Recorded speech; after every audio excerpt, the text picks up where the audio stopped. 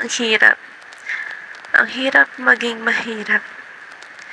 Naalala ko nung bata pa ako, nagtatanong ako ng guro ko, ng kaibigan ko, ng kaklase ko kung ano yung pangarap ko sa buhay. Lagi kong sinasabi na makatulong sa pamilya ko, makapagtapos, maiahon sila sa kahirapan.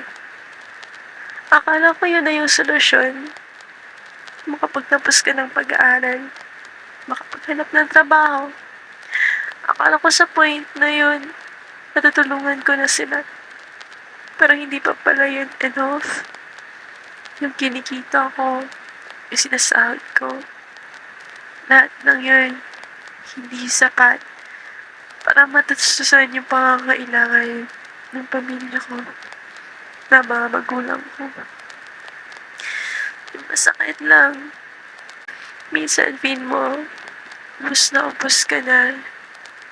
Hindi ko na alam kung saan pa ako hahanap ng paraan, hahanap ng pera para may provide yung pangangailangan nila.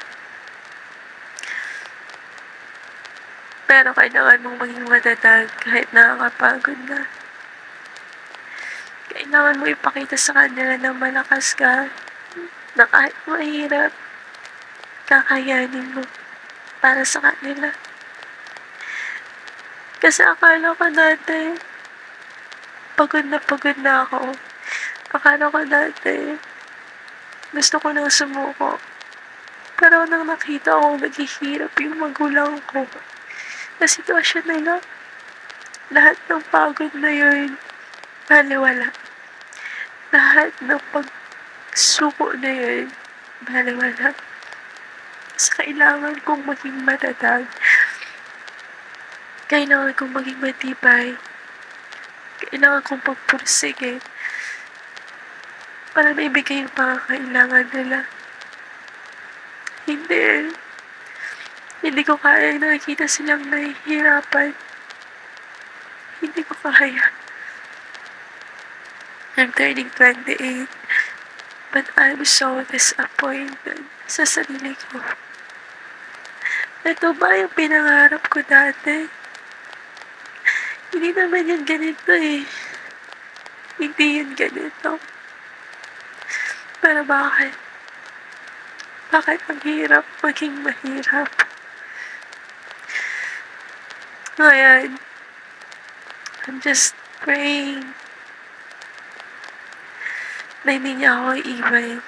Nabigyan niya pa ako ng lakas ng pangatawan na matalinong desisyon upang magpatuloy sa buhay. Alam ko na hindi niya ako pinapabayaan. Alam ko na lahat ng problema na ito ay may solusyon. Hindi man ngayon, pero yung ginhawa ng buhay, alam kong matatamasa ko. Matatamasa namin sa takdang panahon. Kaya kayo, sa lahat na nakikinig ngayon, habang may panahon pa, patuloy lang kayong magsikap. Mga problema na to, kaya natin to. Wala tayong choice. Kundi harapin lahat ng pagsubok. Harapin lahat ng problema. Kasi kanina pa ba tayo hihingi? Kanina pa ba tayo nahihingi ng tulong? Patatagin na natin yung sarili natin. Patuloy na magtiwala sa Kanya. Alam mo ba, yun na lang yung lagi sinasabi sa mama ko, sa papa ko. Pray lang tayo. God will provide. Kaya natin to. Papasaan ba't matatapos din yung problema na to? Kung hindi man matatapos, masasolusyonan din natin to.